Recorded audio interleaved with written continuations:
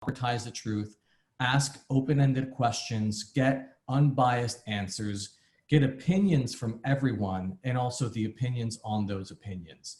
So truly a democratic way to get to the truth. What we found is that, this certainly helped us start on our mission to help us understand one another, and our vision to enable anyone to instantly understand the population. But as much as that, political and social motivation is still very strong, and it's something that we're still pursuing, we found that from a commercial point of view, in order to sustain that mission, and also, to be a company, the market research industry was super, super important and a great fit for what we found to be a great, format. We know that insight teams everywhere in companies across all verticals need to be more agile. They want information because their consumers are moving quick. And so they need to be quicker, faster, cheaper in responding to market demands. And so there's a real need for this agile research. So once we started working on that approach, we started partnering with some great companies and organizations, some of which you can see here. And today we work with 4 out of 5 of the top advertising companies, the top market research firms, consultant firms, as well as directly with companies within the food and beverage and CPG, or as you guys in the UK call it, the fast-moving consumer goods industries. So that's who we work with. Let's talk about what Remesh does and some potential use cases. What we solve for is that trade-off that you have between focus groups and surveys. So in traditional focus groups, you have very small sample sizes. You can get a very deep qualitative understanding of the people that you're speaking to, but it's very difficult to have the confidence to extrapolate that across a larger group. So there's no statistical significance. It's a very small group of people. Whereas in traditional surveys, you have a lot of people that you can reach in a very cheap and fast way, but you don't have enough depth. And so what we found is we created a way for you to get hundreds of people in the same live conversation, have a qualitative type conversation where you're asking open-ended questions and getting answers in people's own words, but doing that with hundreds of participants at the same time. So it's affordable at scale. You get that audience segmentation. You're able to probe in real time and go deeper into certain things that you are learning. You have that freedom to improvise. But on top of that, because we are an AI-powered solution, you have live dashboards that are doing a lot of the heavy lifting in terms of the actual analysis. And so you're able to get a much quicker time to insight. So that's what sets Remesh apart from more traditional methodologies. Bottom line for our clients, what we're able to do is we're able to save them time and money because we're able to really shorten that cycle between starting the research and getting actionable insights so that you can make decisions. In terms of real life applications, really we're going all across a spectrum from more foundational research. So maybe you want to learn about consumer behaviors, customer decision journeys, how people make decisions, or maybe you want to do idea generation. You want to involve your audience and do workshops. It's a great tool to do concept tests. It's a great tool to develop marketing strategies. There's a lot of research applications, and really the underlying principle is anytime that you need to have both confidence as well as depth and the ability to learn because you don't have all the questions or answers, Remesh is a great fit for that. So that's a little bit about us as a company and some of the potential use cases. I want to talk about some products and services. So we are software at our core. We can also procure sample for the Remesh conversation, so we can procure an audience. And especially for our clients that have international work that is not in their language, We have research service teams that can work with you on discussion guide, moderation, as well as reporting, both in English as well as in the 20 different languages that the platform is supported in. So this is just a quick look at the languages supported by Remesh, and then a little map of where we've held conversations and where we have access to sample. So that's the general overview. What I'd like to do now is just walk you through a little bit of the product. There's 3 different types of questions on Remesh. The first type of question is an open-end question where you can ask a question to the whole group. They will answer in their own words, and then they're going to vote on other people's answers so that we can get a ranking of every single verbatim answer from the most agreed upon to the least agreed upon. So that's one type of question. The second type of question is an open-ended experience question. So this is more when you want to get personal stories from people and you want to understand just in their own words what their experiences are. This is an open-ended question where people respond without the voting process. And then the third type of question is a simple poll. There's really nothing particular about the poll. That can be single select, multi-select. They're just predetermined choices that you're giving people to vote on. But the great thing about these polls is that the variables within the polls can be used to create different segments. So if you want to do concept tests, for example, and you want to get a segment of people that are favorable to a certain idea versus people that are unfavorable, you can get some really good qualitative and actionable insights from there. So that's a little bit of a explanation of the product. What we're going to do today is we're going to go into the live demo. This is my dashboard right here. We have a few people that are going to be joining shortly, but I am also going to invite you all to join. So I'm going to send you all a link in the Zoom window. So if anyone wants to participate, I'll be able to send that out. Where's the chat function here? There you go. So I'm just sending a link here in the chat window in the Zoom. So if people want to click on that to join the conversation and see both as a moderator as well as a participant, you can feel free to do that. Now, what you're looking at right now is the basic setup for Remesh Conversation. Now, I just published it. What we've done is we've set this up for 20 minutes. We've set a cap of 100 participants. What we could have done is we could have added some more personalization to the moderator, to my avatar, to the cover image. We kept it real simple this time. I set up a discussion guide ahead of time, as you can see here.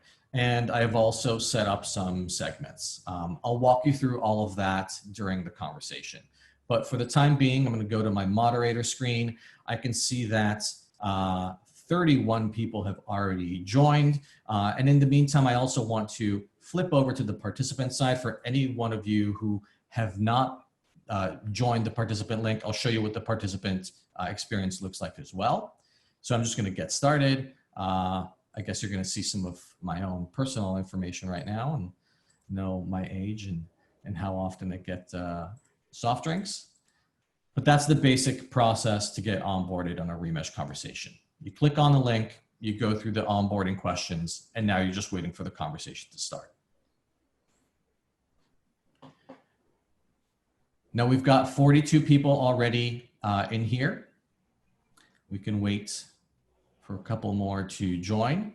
But in the meantime, you can see that as people do these onboarding polls, you can see, for example, all the participants and the age ranges. Looks like we've got a strong contingent of 50 plus. We've got a few 30 to 34 aged people, predominantly female audience today.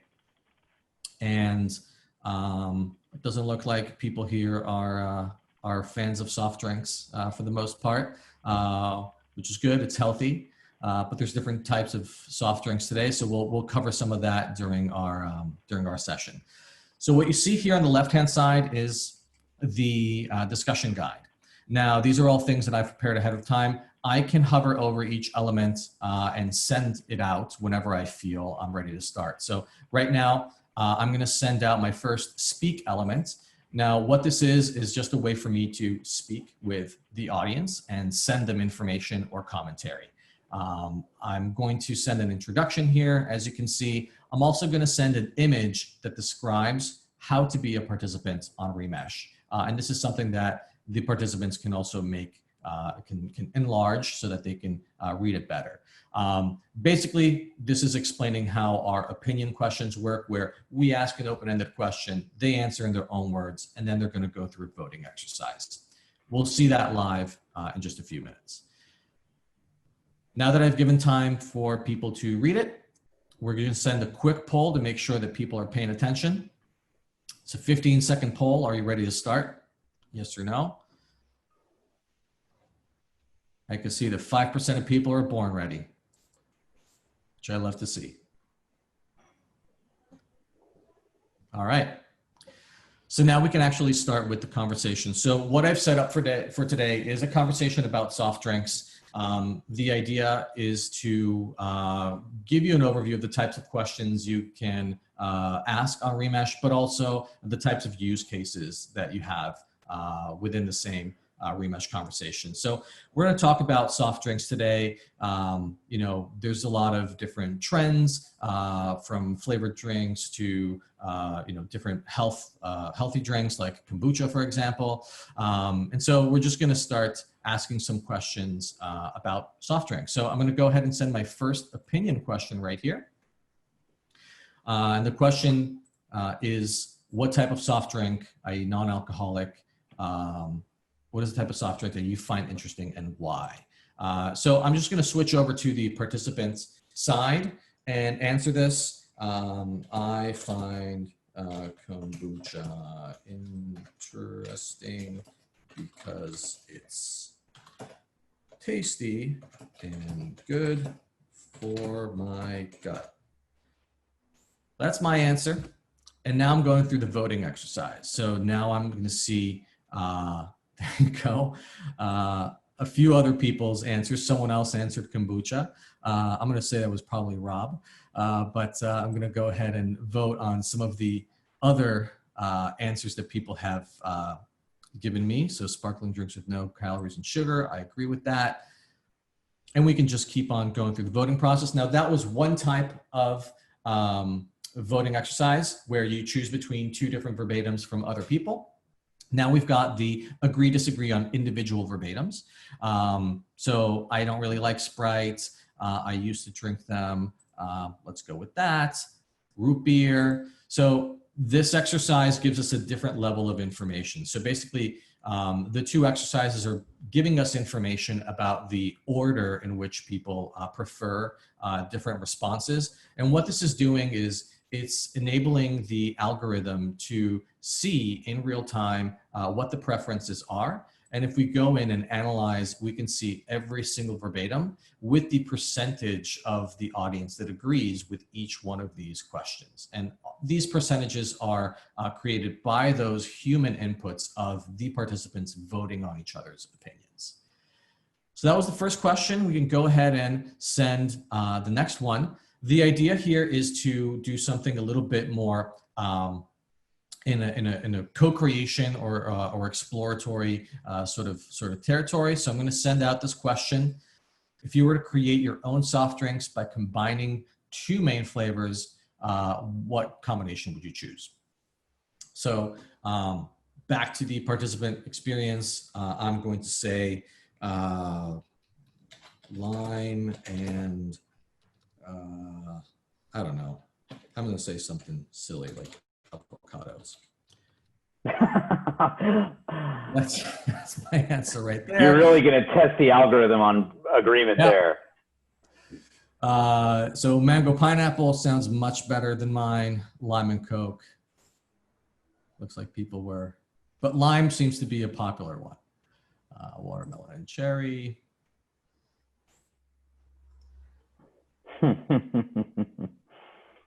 So there's a lot of interesting answers here. So switching back into the moderator view, what I can see here is, first of all, the highlights. And so for questions like this, where you're asking people to give their ideas, the highlights are really a great way for you to get a quick read on what's happening and for you to understand what's popular within the group, what the polarization is, and give you ideas on how to potentially probe. So what the highlights are is basically the spread of opinion. So right now, in about 1 second, it's going to give you the final highlights. And what this is saying is these are the 10 responses that are most likely to cover the opinions of the entire group.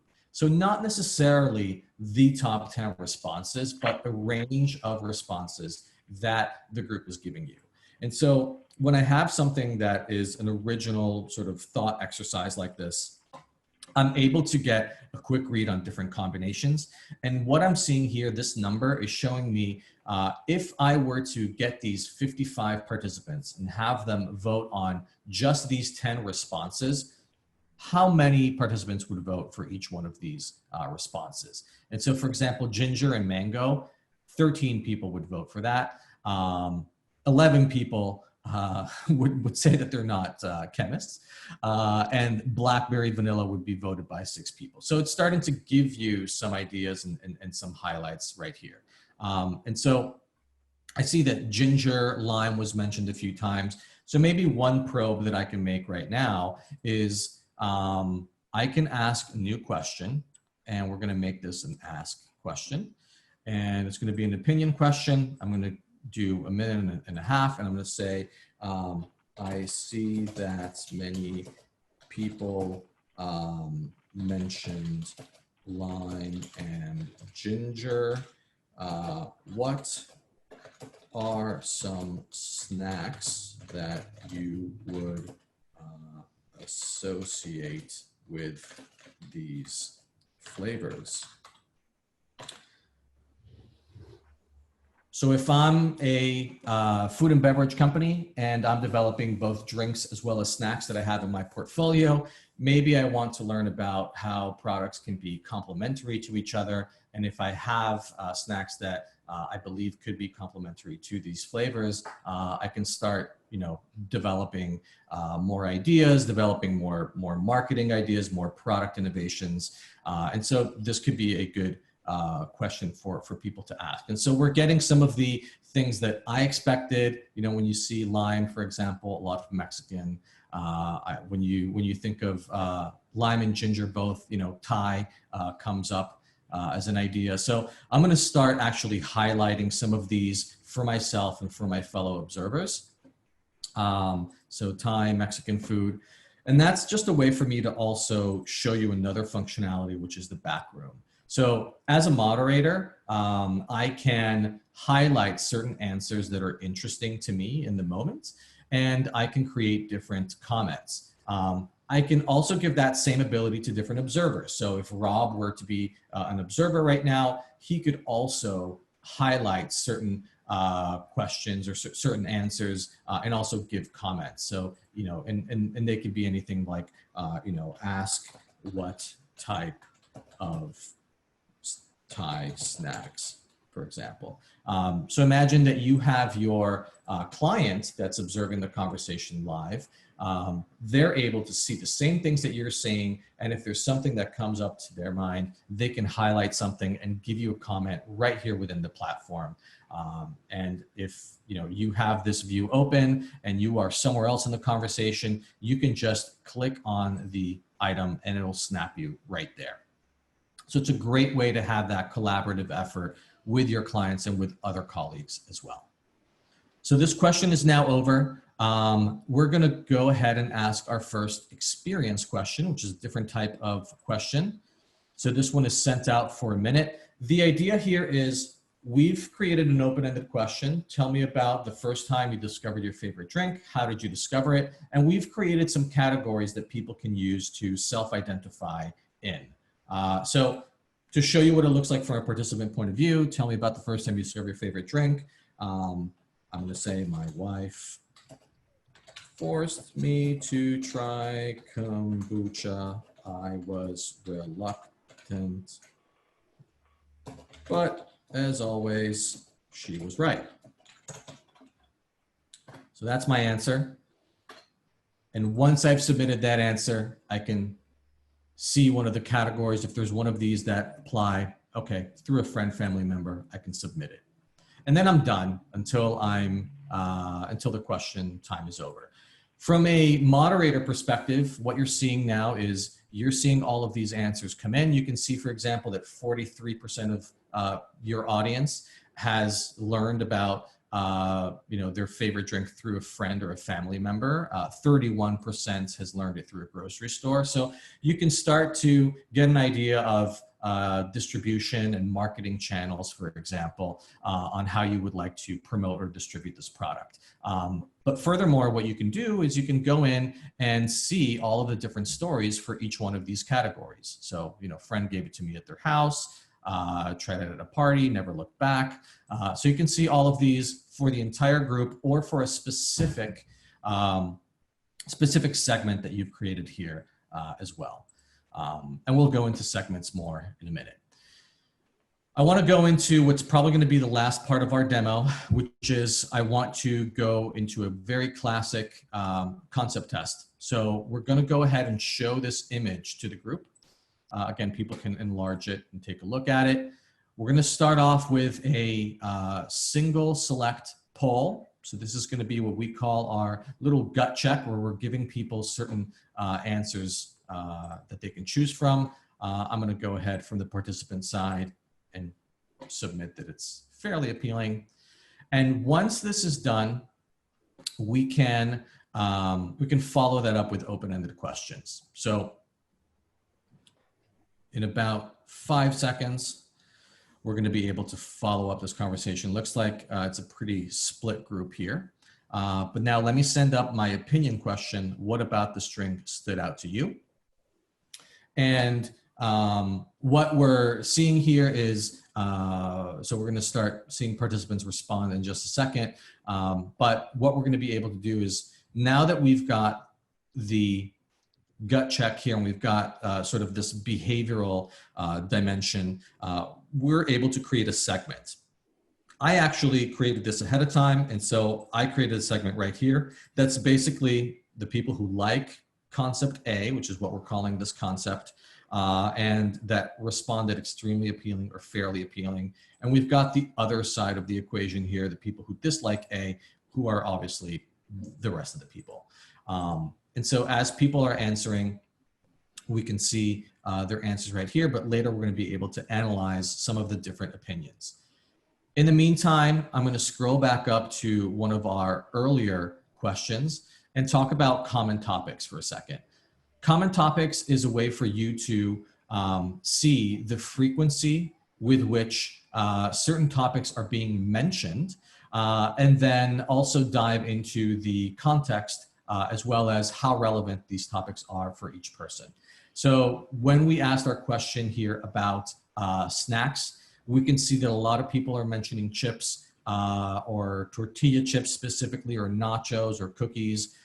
So if we click on any one of these, sorry, I'm just going to scroll back up. Let's say we click on cookies. I can see the 5 answers that people gave on cookies. And not only do I know that 5 out of the 60 people answered cookies, but I can also see the different ways that they talk about cookies. So these are completely different types of cookies. So these are ginger cookies and lime. I don't even know what that word is. Versus on the very top, we've got tortilla chips for the lime, gingerbread cookies for the other flavor profile. So I've got different answers on the same generic theme of cookies, and I've got an order in which it matters to the entire group. So 62% of people agree with this answer, whereas only 43% of people agree with this particular answer. So we've got frequency, we've got context, and we've got relevance for the entire group. And that's what we call common topics. Now going just down here, back to the question that we just asked, what about this drink stood out to you? Another way of analyzing the information is, now that we have our two groups, people that liked the first concept and people that disliked the concept, we can see the answers for the whole group ranged from top verbatim to least agreed upon. We can see some highlights here in terms of the sentiment, in terms of the percentage of agreement across different groups. So for example, design colors are unlike a drink. Looks like most of the people who like this concept would agree with that, whereas only 48% of the group that disliked the concept agree with that. So that's one way to read the data. And then another way is I can see the answers of just the people who like it. And these are all the things that I can now put into my positioning, into my marketing communication, versus all of the verbatims from people who dislike the concept. And these are all the things that I need to do to improve on this concept, all the things that I need to rethink in order to refine and improve on this. So if we had a little bit more time, I would probably go in and ask some more probes. There is a ton of information here that we can analyze on the back end of the conversation. I'm going to save that as a follow-up for any one of you who want to reach back out to me. But for the time being, that is our presentation for today. I'm going to end this live conversation. And